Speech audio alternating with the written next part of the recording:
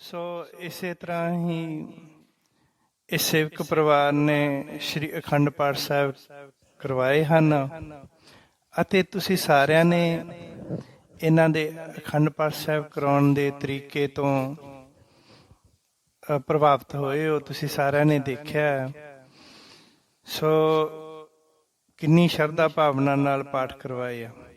ਤੁਸੀਂ ਸਾਰੇ ਹੀ ਸੇਵਕ ਪਰਿਵਾਰ ਦੇ ਗ੍ਰਹਿ ਵਿਖੇ ਸ਼੍ਰੀ ਅਖੰਡ ਪਾਠ ਸਾਹਿਬ ਜੀ ਦੇ ਭੋਗ ਉੱਤੇ ਪਹੁੰਚੇ ਹੋ। ਤੁਸੀਂ ਸਾਰੇ ਹੀ ਵਡਭਾਗੇ ਹੋ। ਸੰਗਤ ਜੀ,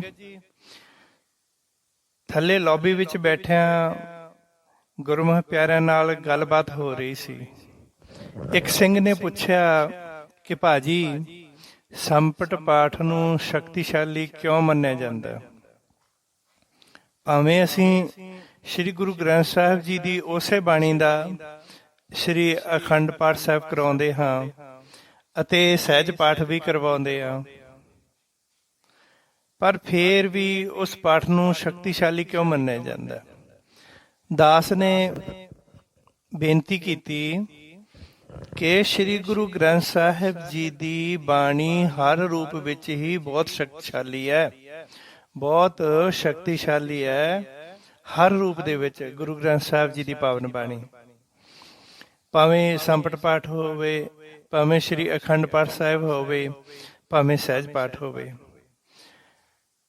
ਪਰ ਅਸੀਂ ਆਪਣੀ ਦੁਨਿਆਵੀ ਬੁੱਧੀ ਕਾਰਨ ਅਤੇ ਬਾਣੀ ਨਾਲੋਂ ਆਪਣੇ ਕੰਮਾਂ ਕਾਰਾਂ ਨੂੰ ਜ਼ਿਆਦਾ ਪਹਿਲ ਦੇਣ ਕਰਕੇ ਗੁਰਬਾਣੀ ਦੀਆਂ ਬਖਸ਼ਿਸ਼ਾਂ ਤੋਂ ਵਾਂਝੇ ਹੋ ਗਏ ਹਾਂ। ਬਾਣੀ ਸਾਰੀ ਸ਼ਕਤੀਸ਼ਾਲੀ ਹੈ, ਕਿਸੇ ਰੂਪ ਵਿੱਚ ਪੜ੍ਹੋ, ਪਰ ਸਾਡੀ ਘੱਟ ਬੁੱਧੀ ਤੇ ਦੁਨਿਆਵੀ ਬੁੱਧੀ ਕਾਰਨ ਕਰਕੇ ਬਾਣੀ ਨਾਲੋਂ ਆਪਣੇ ਕੰਮਾਂ ਕਾਰਾਂ ਨੂੰ ਜ਼ਿਆਦਾ ਪਹਿਲ ਦੇਣ ਕਰਕੇ, ਜ਼ਿਆਦਾ ਚੰਗਾ ਸਮਝਣ ਕਰਕੇ ਗੁਰਬਾਣੀ ਦੀਆਂ ਬਖਸ਼ਿਸ਼ਾਂ ਤੋਂ ਵਾਂਝੇ ਹੋ ਗਏ ਹਾਂ। ਹੁਣ ਤੁਸੀਂ ਦੇਖ ਲਓ ਕਿ ਜਦੋਂ ਤੁਸੀਂ ਸ਼੍ਰੀ ਅਖੰਡ ਪਾਠ ਸਾਹਿਬ ਪ੍ਰਕਾਸ਼ ਕਰਾਉਂਦੇ ਹੋ ਤਾਂ ਤੁਹਾਡੇ ਵਿੱਚੋਂ ਕੋਈ ਗੁਰੂ ਗ੍ਰੰਥ ਸਾਹਿਬ ਕੋਲੇ ਬੈਠਦਾ?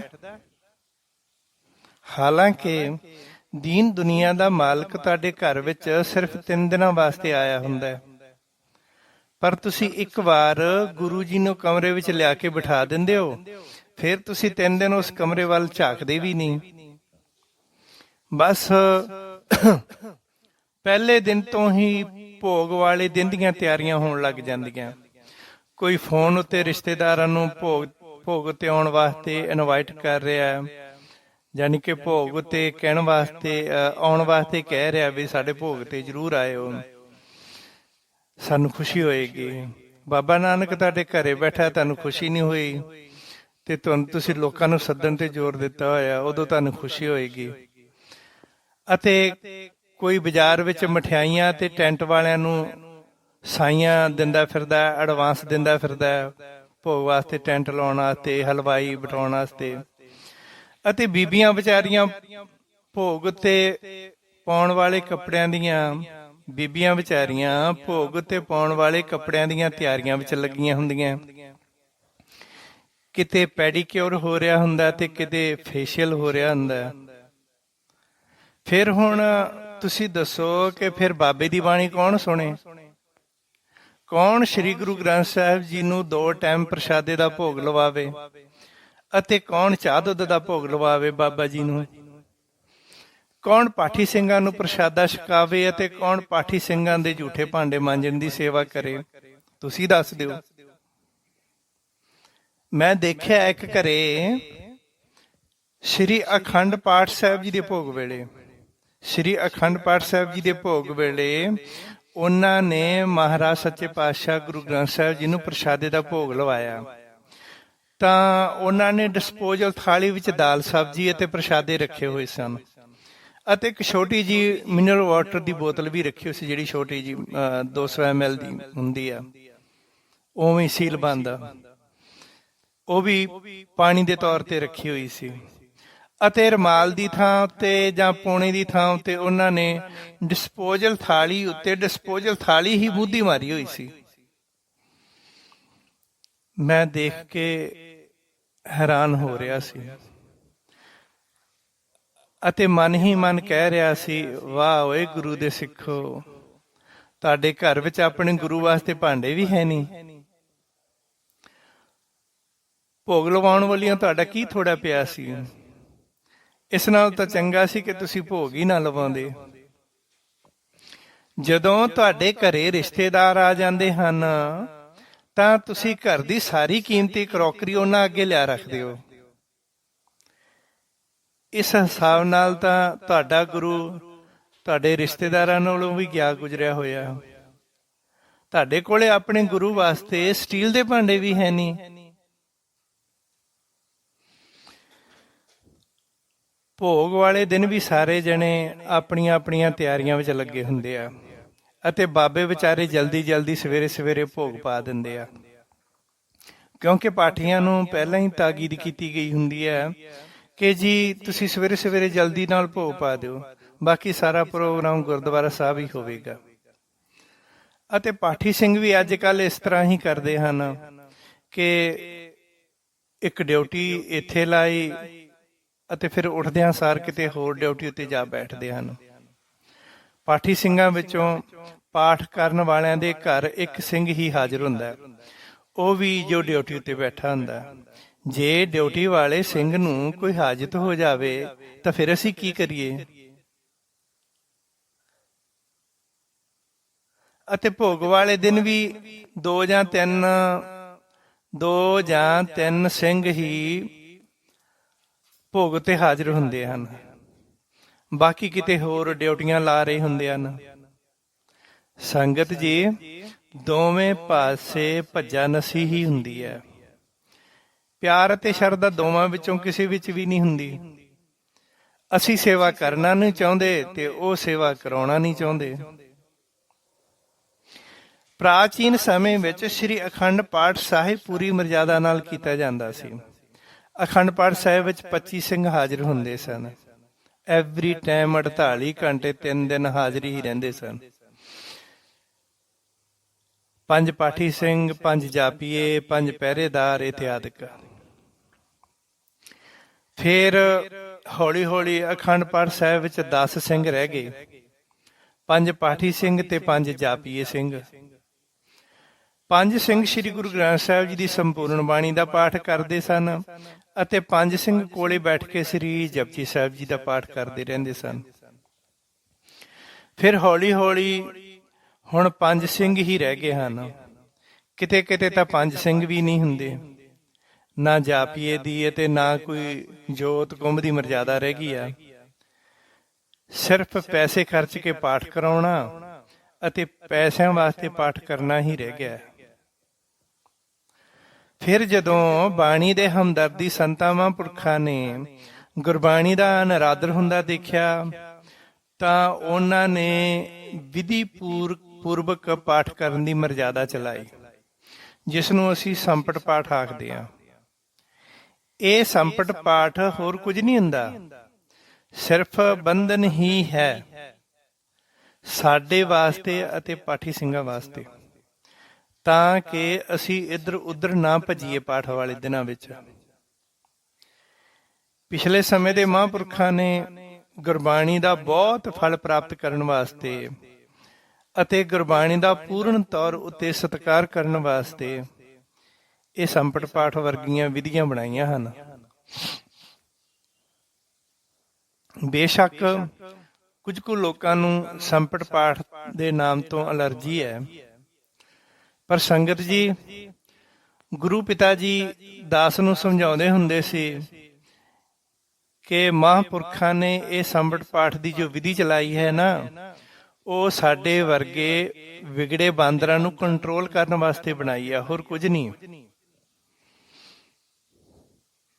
ਜਿਵੇਂ ਜਦੋਂ ਅਸੀਂ ਆਪਣੇ ਘਰ ਵਿੱਚ ਸੰਪਟ ਪਾਠ ਕਰਾਉਂਦੇ ਹਾਂ ਤਾਂ ਪਹਿਲੀ ਗੱਲ ਤਾਂ ਇਹ ਹੈ ਕਿ ਜਦੋਂ ਸਾਡੇ ਘਰ ਵਿੱਚ ਤ੍ਰਿਲੋਕੀ ਨਾਥ ਸ੍ਰੀ ਗੁਰੂ ਗ੍ਰੰਥ ਸਾਹਿਬ ਜੀ ਆਉਂਦੇ ਹਨ ਤਾਂ ਸਾਡਾ ਘਰ ਤੋਂ ਬਾਹਰ ਆਉਣਾ ਜਾਣਾ ਬੰਦ ਹੋ ਜਾਂਦਾ ਹੈ। ਫਿਰ ਸਾਨੂੰ ਗੁਰਬਾਣੀ ਸੁਣਨ ਦਾ ਮੌਕਾ ਵੀ ਮਿਲ ਜਾਂਦਾ ਹੈ, ਸਾਨੂੰ ਪਾਠੀ ਸਿੰਘਾਂ ਦੀ ਸੇਵਾ ਕਰਨ ਦਾ ਮੌਕਾ ਵੀ ਮਿਲ ਜਾਂਦਾ ਹੈ। ਫਿਰ ਅਸੀਂ ਆਪਣੇ ਹੱਥਾਂ ਨਾਲ ਪਾਠੀ ਸਿੰਘਾਂ ਦੇ ਜੂਠੇ ਬਰਤਨ ਵੀ ਮਾਂਜਦੇ ਹਾਂ ਅਤੇ ਪਾਠੀ ਸਿੰਘਾਂ ਦੇ ਵਸਤਰ ਵੀ ਧੋਂਦੇ ਹਾਂ। ਫਿਰ ਨਾਲੇ ਅਸੀਂ ਲੋਕਾਂ ਦੇ ਆਉਣ ਜਾਣ ਵਾਲੇ ਝੰਜਟ ਤੋਂ ਵੀ ਬਚ ਜਾਂਦੇ ਹਾਂ।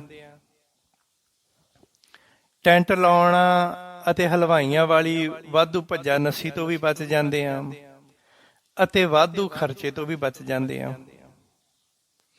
ਸੰਗਤ ਜੀ, ਵਾਧੂ ਖਰਚਾ ਮੈਂ ਇਸ ਲਈ ਆਖਿਆ ਕਿ ਲੰਗਰ ਦੀ ਮਰਜ਼ਾਦਾ ਤਾਂ ਸਾਡੇ ਦਿਮਾਗ ਵਿੱਚੋਂ ਫੁਰ ਕਰਕੇ ਉੱਡ ਗਈ ਹੈ, ਕਿਉਂਕਿ ਲੰਗਰ ਤਾਂ ਦਾਲ ਪ੍ਰਸ਼ਾਦੇ ਦਾ ਹੀ ਹੁੰਦਾ, ਉਹ ਅਸੀਂ ਕਰਨਾ ਨਹੀਂ ਹੁੰਦਾ। ਬਸ ਅਸੀਂ ਤਾਂ ਕਈ ਤਰ੍ਹਾਂ ਦੇ ਪਕਵਾਨ ਬਣਾਉਣ ਉੱਤੇ ਹੀ ਜ਼ੋਰ ਦਿੰਦੇ ਹਾਂ। ਇੰਨਾ ਜ਼ੋਰ ਦਿੰਦੇ ਆ, ਥੋੜਾ ਬਹੁਤਾ ਵੀ ਨਹੀਂ, ਕੁਛ ਜ਼ਿਆਦਾ ਹੀ ਜ਼ੋਰ ਦੇ ਦਿੰਦੇ ਆ ਕਿ ਕੋਈ ਕਹਿ ਨਾ ਦੇਵੇ ਕਿ ਫਲਾਣੇ ਨੇ ਲੰਗਰ ਵਧੀਆ ਨਹੀਂ ਕੀਤਾ। ਸੰਗਤ ਜੀ, ਇਹ ਤਾਂ ਬਸ ਨਾਮ ਦਾ ਹੀ ਲੰਗਰ ਹੁੰਦਾ ਹੈ, ਪਰ ਦਰ ਅਸਲ ਵਿੱਚ ਤਾਂ ਅਸੀਂ ਮਾਲਕ ਭਾਗੋ ਵਾਂਗ ਹੰਕਾਰ ਨਾਲ ਭਰਿਆ ਲੰਗਰ ਹੀ ਕਰ ਰਹੇ ਹੁੰਦੇ ਹਾਂ।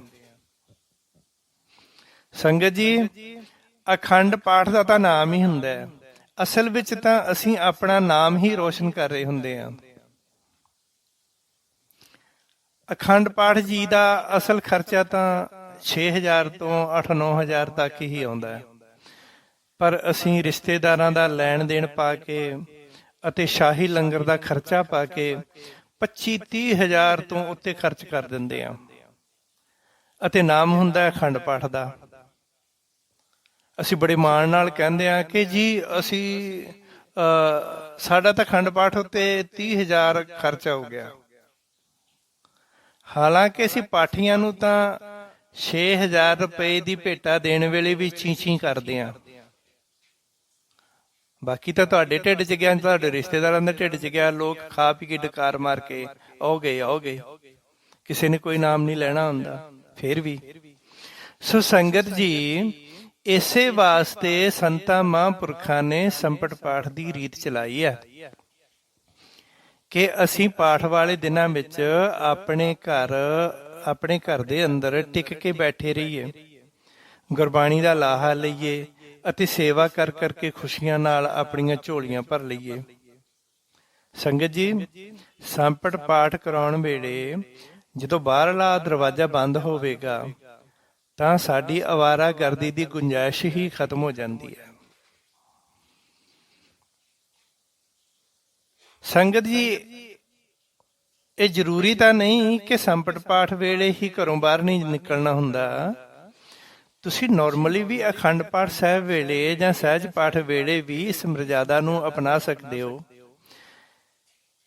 ਜਿੰਨੇ ਦਿਨ ਵਾਸਤੇ ਤੁਹਾਡੇ ਘਰ ਵਿੱਚ ਤ੍ਰਿਲੋਕੀਨਾਥ ਸ੍ਰੀ ਗੁਰੂ ਗ੍ਰੰਥ ਸਾਹਿਬ ਜੀ ਆਏ ਹੋਏ ਹਨ, ਤੁਸੀਂ ਓਨੇ ਦਿਨਾਂ ਵਾਸਤੇ ਆਪਣੇ ਬਾਹਰਲੇ ਕੰਮ ਕਾਰ ਠੱਪ ਕਰ ਦਿਓ ਅਤੇ ਗੁਰਬਾਣੀ ਸੁਣਨ ਵਿੱਚ ਅਤੇ ਸੇਵਾ ਕਰਨ ਵਿੱਚ ਆਪਣਾ ਪੂਰਾ ਧਿਆਨ ਦਿਓ। ਫੇਰ ਤੁਹਾਨੂੰ ਸੁੱਖ ਅਤੇ ਧਨ ਦੋਨੋਂ ਹੀ ਮਿਲ ਜਾਣਗੇ। ਇਹ ਜ਼ਰੂਰੀ ਤਾਂ ਨਹੀਂ ਕਿ ਸੰਪਟ ਪਾਠ ਨਾਲ ਹੀ ਸਭ ਕੁਝ ਮਿਲਦਾ ਹੈ। ਉਹ ਤਾਂ ਬਸ ਤੁਹਾਡੀ ਬੇਲਗਾਮੀ ਹੀ ਤੁਹਾਨੂੰ ਗੁਰੂ ਦੀਆਂ ਬਖਸ਼ਿਸ਼ਾਂ ਤੋਂ ਵਾਂਝਾ ਕਰ ਦਿੰਦੀ ਹੈ। ਨਹੀਂ ਤਾਂ ਸਾਨੂੰ ਸੰਪਟ ਪਾਠ ਕਰਾਉਣ ਦੀ ਕੀ ਜ਼ਰੂਰਤ ਪਵੇ, ਜੇ ਸਾਡੀ ਨੀਅਤ ਸਿੱਧੀ ਹੋਵੇ ਤੇ ਬੰਦਿਆਂ ਵਾਂਗੂ ਬੈਠ ਕੇ ਘਰੇ ਸੇਵਾ ਕਰੀਏ, ਇੱਧਰ ਉੱਧਰ ਨਾ ਭੱਜੀਏ, ਬਾਣੀ ਸੁਣੀਏ। ਸੋ ਸੰਗਤ ਜੀ, ਇਹ ਸੰਪਟ ਪਾਠ ਮਾੜੀ ਮੋਟੀ ਗੱਲ ਉੱਤੇ ਨਹੀਂ ਕੀਤੇ ਜਾਂਦੇ। ਇਹ ਸੰਪਟ ਪਾਠ ਮਾੜੀ ਮੋਟੀ ਗੱਲ ਉੱਤੇ ਨਹੀਂ ਕੀਤੇ ਜਾਂਦੇ। ਇਹ ਪਾਠ ਉਦੋਂ ਕੀਤੇ ਜਾਂਦੇ ਹਨ ਜਦੋਂ ਕੋਈ ਕੰਮ ਬਹੁਤ ਜ਼ਿਆਦਾ ਅੜਿਆ ਹੋਵੇ ਅਤੇ ਕਿਸੇ ਵੀ ਹੀਲੇ ਨਾਲ ਉਸ ਦਾ ਹੱਲ ਨਾ ਨਿਕਲਦਾ ਹੋਵੇ। ਜਿਵੇਂ ਘਰ ਵਿੱਚ ਬੁਰੀਆਂ ਆਤਮਾ ਦਾ ਵਾਸਾ ਹੋਵੇ ਅਤੇ ਉਹ ਸਾਨੂੰ ਵਾਰ-ਵਾਰ ਸਰੀਰਕ ਤਕਲੀਫਾਂ ਦਿੰਦੀਆਂ ਹੋਣ, ਜਾਂ ਫਿਰ ਸਾਡੇ ਘਰ ਦਾ ਬੇਵਜ੍ਹਾ ਨੁਕਸਾਨ ਕਰਦੀਆਂ ਹੋਣ। ਪਰ ਸੰਗਤ ਜੀ, ਨੋਟ ਕਰਨ ਵਾਲੀ ਗੱਲ ਹੈ ਕਿ ਉਹ ਵੀ ਤਾਂ ਕਰਦੇ ਆ ਕਿ ਜਦੋਂ ਤੁਸੀਂ ਕਹਿੰਦੇ ਹੋ ਸਾਡੇ ਘਰ ਵਿੱਚ ਭੂਤ ਹੈ, ਕੋਈ ਬੁਰੀ ਆਤਮਾ, ਮੈਂ ਤੁਹਾਨੂੰ ਕਦੇ ਨਹੀਂ ਕਹਿੰਦਾ ਵੀ ਤੁਹਾਡੇ ਘਰ 'ਚ ਭੂਤ ਹੈ, ਤੁਹਾਡੇ ਘਰ 'ਚ ਬੁਰੀ ਆਤਮਾ ਹੈ, ਤੁਹਾਨੂੰ ਉਹ ਤੰਗ ਕਰਦਾ, ਤੁਹਾਨੂੰ ਫਲਾਣਾ ਤੰਗ ਕਰਦਾ। ਨਹੀਂ, ਤੁਸੀਂ ਹੀ ਆਪਦੇ ਮੂੰਹ ਨਾਲ ਜੋ ਮੈਨੂੰ ਦੱਸ ਦਿਓ, ਉਹਦਾ ਸੋਲੂਸ਼ਨ ਮੈਂ ਤੁਹਾਨੂੰ ਦੇ ਦਿੰਦਾ। ਤੇ ਜਦੋਂ ਤੁਸੀਂ ਕਹਿੰਦੇ ਹੋ ਕਿ ਸਾਡੇ ਘਰ ਵਿੱਚ ਭੂਤ ਹੈ, ਬੁਰੀਆਂ ਆਤਮਾਵਾਂ, ਪਰ ਮੈਂ ਤਾਂ ਇਹਨਾਂ ਚੀਜ਼ਾਂ ਉੱਤੇ ਅੱਖੀਂ ਦੇਖੇ ਬਿਨਾਂ ਵਿਸ਼ਵਾਸ ਨਹੀਂ ਕਰਦਾ। ਜਿਵੇਂ ਕਿ ਮੇਰੀਆਂ ਕੁਝ ਕੁ ਵੀਡੀਓਜ਼ ਵਿੱਚ ਤੁਸੀਂ ਪ੍ਰਤੱਖ ਪ੍ਰਮਾਣ ਦੇਖੇ ਆ, ਉੱਥੇ ਮੈਂ ਤੁਹਾਡੀ ਸਹਾਇਤਾ ਕਰ ਸਕਦਾ ਹੁੰਦਾ। ਜਾਂ ਫਿਰ ਬਹੁਤ ਮਿਹਨਤ ਕਰਨ ਤੋਂ ਬਾਅਦ ਵੀ ਕੋਈ ਲਾਭ ਨਾ ਹੁੰਦਾ ਹੋਵੇ, ਜਾਂ ਫਿਰ ਤੁਸੀਂ ਵਪਾਰ ਜਾਂ ਬਿਜ਼ਨਸ ਦੀ ਦੁਨੀਆ ਵਿੱਚ ਟੌਪ ਉੱਤੇ ਪਹੁੰਚਣਾ ਚਾਹੁੰਦੇ ਹੋ, ਜਾਂ ਫਿਰ ਕੋਈ ਹੋਰ ਔਖੇ ਕੰਮ ਹੁੰਦੇ ਆ ਉਹਨਾਂ ਵਾਸਤੇ, ਜਿਨ੍ਹਾਂ ਦਾ ਕੋਈ ਸੋਲੂਸ਼ਨ ਨਹੀਂ ਹੁੰਦਾ। ਸਾਡੇ ਕੋਲੇ ਕਿਸੇ ਵੀ ਤਰੀਕੇ ਨਾਲ ਕੋਈ ਸੋਲੂਸ਼ਨ ਨਹੀਂ ਹੁੰਦਾ। ਜਿਹੜਾ ਕੰਮ ਪੈਸਾ ਖਰਚ ਕੇ ਵੀ ਠੀਕ ਨਹੀਂ ਹੋ ਰਿਹਾ, ਜਿਹੜਾ ਕੰਮ ਡਾਕਟਰਾਂ ਦੇ ਉੱਤੇ ਪੈਸੇ ਖਰਚ ਕੇ ਵੀ ਠੀਕ ਨਹੀਂ ਹੋ ਰਿਹਾ, ਇਲਾਜ ਕਰਵਾ ਕੇ ਨਹੀਂ ਠੀਕ ਹੋ ਰਿਹਾ, ਜਿਹੜਾ ਕੰਮ ਸਖਤ ਮਿਹਨਤ ਕਰਨ ਦੇ ਬਾਵਜੂਦ ਵੀ ਨਹੀਂ ਚੱਲ ਰਿਹਾ, ਇਹੋ ਜਿਹੇ ਕੰਮਾਂ ਵਾਸਤੇ ਸੰਪਟ ਪਾਠ ਕਰਵਾਏ ਜਾਂਦੇ ਆ। ਪਰ ਜੇ ਤੁਸੀਂ ਬੰਦਿਆਂ ਨੂੰ ਅਖੰਡ ਪਾਠ ਵੀ ਕਰਵਾ ਲਓ ਤਾਂ ਉਹ ਵੀ ਠੀਕ ਆ। ਸੋ ਸੰਗਤ ਜੀ, ਕਿਸੇ ਦਾ ਤਾਂ ਮੈਨੂੰ ਪਤਾ ਨਹੀਂ ਹੈ, ਪਰ ਅਸੀਂ ਜਦੋਂ ਕਿਸੇ ਵੱਲੋਂ ਰਖਾਏ ਗਏ ਸ੍ਰੀ ਸੰਪਟ ਪਾਠ ਦੀ ਅਰਦਾਸ ਕਰਦੇ ਹਾਂ, ਜਾਂ ਕਿਸੇ ਵੱਲੋਂ ਰਖਵਾਇਆ ਹੋਇਆ ਸ੍ਰੀ ਸੰਪਟ ਪਾਠ ਕਰਦੇ ਹਾਂ ਤੇ ਉਹਦੀ ਅਰਦਾਸ ਕਰਦੇ ਹਾਂ, ਤਾਂ ਅਸੀਂ ਸ੍ਰੀ ਗੁਰੂ ਗ੍ਰੰਥ ਸਾਹਿਬ ਜੀ ਅੱਗੇ ਅਤੇ ਸ੍ਰੀ ਗੁਰੂ ਨਾਨਕ ਦੇਵ ਮਹਾਰਾਜ ਸੱਚੇ ਪਾਤਸ਼ਾਹ ਜੀ ਅੱਗੇ ਅਰਦਾਸ ਬੇਨਤੀ ਇਸ ਤਰ੍ਹਾਂ ਕਰਦੇ ਹਾਂ। ਹੇ ਸ੍ਰੀ ਗੁਰੂ ਨਾਨਕ ਦੇਵ ਜੀ, ਹੇ ਸ੍ਰੀ ਗੁਰੂ ਗ੍ਰੰਥ ਸਾਹਿਬ ਜੀ, ਫਲਾਣੇ ਪਰਿਵਾਰ ਨੇ ਆਪ ਜੀ ਦਾ ਓਟ ਸ਼ਰਨ ਅਤੇ ਆਸਰਾ ਲੈਂਦਿਆਂ ਹੋਇਆਂ ਇਸ ਸ਼ਬਦ ਦੇ ਸੰਪਟ ਲਾ ਕੇ ਇੰਨੇ ਦਿਨਾਂ ਦਾ ਸੰਪਟ ਪਾਠ ਰਖਵਾਇਆ। ਕਿਰਪਾ ਕਰਕੇ ਇਸ ਬਾਣੀ ਦਾ ਫਲ ਮਹਾਤਮ ਆਪਣੇ ਸੇਵਕ ਪਰਿਵਾਰ ਨੂੰ ਬਖਸ਼ਣਾ ਅਤੇ ਇਹਨਾਂ ਦਾ ਇਹ ਕਾਰਜ ਰਾਸ ਕਰਨਾ। ਹੇ ਗਰੀਬ ਨਵਾਜ ਜੀ, ਇਸ ਕਾਰਜ ਨੂੰ ਪੂਰਿਆਂ ਕਰਨ ਵਾਸਤੇ ਵੀਰ ਰਸੀਏ ਅਤੇ ਨਾਮ ਰਸੀਏ ਸਿੰਘਾਂ ਦੇ ਪਹਿਰੇ ਲਗਵਾਓ। ਜਿਵੇਂ ਕਿ ਵੀਰ ਰਸੀਏ ਧੰਨ ਧੰਨ ਬਾਬਾ ਦੀਪ ਸਿੰਘ ਜੀ ਸ਼ਹੀਦ, ਧੰਨ ਧੰਨ ਬਾਬਾ ਬੰਦਾ ਸਿੰਘ ਜੀ ਬਹਾਦਰ, ਸੰਤ ਬਾਬਾ ਜਰਨੈਲ ਸਿੰਘ ਜੀ ਖਾਲਸਾ ਪਿੰਡਰਾਂ ਵਾਲੇ। ਨਾਮ ਰਸੀਏ ਧੰਨ ਧੰਨ ਬਾਬਾ ਨੰਦ ਸਿੰਘ ਜੀ ਮਹਾਰਾਜ ਨਾਨਕਸਰ ਵਾਲੇ, ਧੰਨ ਧੰਨ ਬਾਬਾ ਈਸ਼ਰ ਸਿੰਘ ਜੀ ਰਾੜਾ ਸਾਹਿਬ ਵਾਲੇ, ਧੰਨ ਧੰਨ ਬਾਬਾ ਅਤਰ ਸਿੰਘ ਜੀ ਮਸਤੂਆਣੇ ਵਾਲੇ, ਧੰਨ ਧੰਨ ਬਾਬਾ ਮਹਾਹਰਨਾਮ ਸਿੰਘ ਜੀ ਪੁੱਛੋ ਵਾਲੇ ਅਤੇ ਸੰਤ ਬਾਬਾ ਗੁਰਬਚਨ ਸਿੰਘ ਜੀ ਖਾਲਸਾ ਟਕਸਾਲੀ ਪਿੰਡਰਾਂ ਵਾਲੇ। ਹੇ ਗੁਰੂ ਜੀ, ਇਸ ਤਰ੍ਹਾਂ ਇਹਨਾਂ ਵੀਰ ਰਸੀਆਂ ਅਤੇ ਨਾਮ ਰਸੀਆਂ ਸਿੰਘਾਂ ਦੇ ਪਹਿਰੇ ਲਗਵਾ ਕੇ ਸੇਵਕ ਪਰਿਵਾਰ ਨੂੰ ਆਪਣੇ ਪਹਿਰੇ ਥੱਲੇ ਰੱਖੋ, ਆਪਣੀ ਛਤਰਛਾਇਆ ਹੇਠ ਰੱਖੋ ਅਤੇ ਇਹਨਾਂ ਦਾ ਇਹ ਕਾਰਜ ਪੂਰਾ ਕਰਨ ਵਿੱਚ ਇਹਨਾਂ ਦੀ ਸਹਾਇਤਾ ਕਰੋ। ਸੋ ਸੰਗਤ ਜੀ, ਇਸ ਤਰ੍ਹਾਂ ਸੰਪਟ ਪਾਠ ਕਰਾਉਣ ਵਾਲਾ ਪਰਿਵਾਰ ਆਪਣੇ ਕਾਰਜ ਦੀ ਪੂਰਤੀ ਵਿੱਚ ਸਫਲਤਾ ਪ੍ਰਾਪਤ ਕਰ ਲੈਂਦਾ ਹੈ। ਸੋ ਸੰਗਤ ਜੀ, ਪਰ ਯਾਦ ਰੱਖਣਾ, ਇਹ ਵੀਰ ਰਸੀਏ ਤੇ ਨਾਮ ਰਸੀਏ ਸਿੰਘਾਂ ਦੀ ਪਹਿਰੇ ਵਾਲੀ ਜੋ ਅਰਦਾਸ ਹੈ ਨਾ, ਇਹ ਮੇਰੀਆਂ ਆਪਣੀਆਂ ਕਮਾਈਆਂ ਦੀ ਬਖਸ਼ਿਸ਼ ਹੈ। ਸੋ ਸੰਗਤ ਜੀ, ਵੈਸੇ ਵੀ ਜਦੋਂ ਤੁਸੀਂ ਆਪਣੀਆਂ ਲੋੜਾਂ ਤੇ ਆਪਣੇ ਦੁੱਖਾਂ ਦੀ ਅਰਦਾਸ ਦਾਸ ਕੋਲੋਂ ਹਰ ਹਫ਼ਤੇ ਕਰਵਾਉਂਦੇ ਹੋ, ਤਾਂ ਅਸੀਂ ਤੁਹਾਡੇ ਕੋਲੋਂ ਤੁਹਾਡਾ ਨਾਮ, ਤੁਹਾਡਾ ਐਡਰੈਸ ਅਤੇ ਤੁਹਾਡੀ ਪ੍ਰੋਬਲਮ WhatsApp ਉੱਤੇ ਮੰਗਦੇ ਹਾਂ। ਕਿਉਂ ਮੰਗਦੇ ਹਾਂ? ਉਹ ਇਸ ਕਰਕੇ ਮੰਗਦੇ ਹਾਂ ਕਿ ਅਰਦਾਸ ਸਮੇਂ ਸਾਡੇ ਗੁਪਤ ਪਹਿਰੇ ਵਾਲੇ ਸਿੰਘ ਤੁਹਾਡੇ ਦਿੱਤੇ ਹੋਏ ਐਡਰੈਸ ਉੱਤੇ ਅਰਦਾਸ ਵਾਲੀ ਰਾਤ ਨੂੰ ਗੁਪਤ ਰੂਪ ਵਿੱਚ ਤੁਹਾਡੇ ਘਰ ਪਹੁੰਚਦੇ ਹਨ ਅਤੇ ਤੁਹਾਡੀ ਆਤਮਾ ਯਾਨੀ ਤੁਹਾਡੀ ਸੋਲ ਨੂੰ ਗੁਪਤ ਰੂਪ ਵਿੱਚ ਲਿਆ ਕੇ ਗੁਰੂ ਨਾਨਕ ਸਾਹਿਬ ਜੀ ਅੱਗੇ ਪੇਸ਼ ਕਰਦੇ ਹਨ। ਫਿਰ ਅਰਦਾਸ ਬੇਨਤੀ ਵਿੱਚ ਮਿਲੇ ਹੋਏ ਸ਼ਬਦ ਦਾ ਤੁਸੀਂ ਪਾਠ ਕਰਦੇ ਹੋ। ਫਿਰ ਜਦੋਂ 41 ਦਿਨ ਤੁਸੀਂ ਉਸ ਸ਼ਬਦ ਦਾ ਜਪ ਪਾਠ ਕਰਦੇ ਹੋ, ਤਾਂ ਉਸ ਵੇਲੇ ਉਹ ਸਿੰਘ ਤੁਹਾਡੇ ਘਰ ਦੇ ਆਸ-ਪਾਸ ਹੀ ਰਹਿੰਦੇ ਹਨ ਓਨੇ ਦਿਨ, ਅਤੇ ਤੁਹਾਡੀ ਇੱਛਾ ਪੂਰੀ ਹੋਣ ਵਿੱਚ ਤੁਹਾਡੀ ਮਦਦ ਵੀ ਕਰਦੇ ਹਨ। ਪਰ ਸੰਗਤ ਜੀ, ਬਾਕੀ ਤੁਹਾਡੇ ਜਾਪ ਦਾ ਨਤੀਜਾ ਐਵੇਂ ਨਾ ਸੋਚੀ ਜਾ ਵੀ ਹੁਣ ਅਰਦਾਸ ਹੋ ਗਈ, ਸਾਡੇ ਆਸੇ ਪਾਸੇ ਸਿੰਘ ਹੈਗੇ ਤੈਨੂੰ ਕਹਿ ਦਈਏ ਆ ਵੀ ਬਾਬਾ ਜੀ ਆਹ ਵੀ ਕੰਮ ਕਰ ਦਿਓ, ਸਾਡਾ ਆ ਵੀ ਕਰ ਦਿਓ। ਨਹੀਂ, ਉਹਨਾਂ ਦੀ ਡਿਊਟੀ ਲੱਗੀ ਹੁੰਦੀ ਹੈ ਤੁਹਾਡੀ ਰੱਖਿਆ ਕਰਨ ਵਾਸਤੇ, ਤੁਹਾਡੇ ਪਾਠ ਦੀ ਤੇ ਤੁਹਾਡੀ ਨਿਗਰਾਨੀ ਰੱਖਣ ਵਾਸਤੇ। ਤੁਸੀਂ ਕਿਵੇਂ ਕਰਦੇ ਹੋ, ਕਿਹੜੀ ਭਾਵਨਾ ਨਾਲ ਕਰਦੇ ਹੋ। ਹੁਣ ਕਦੀ ਕਦੀ ਇਹ ਹੁੰਦਾ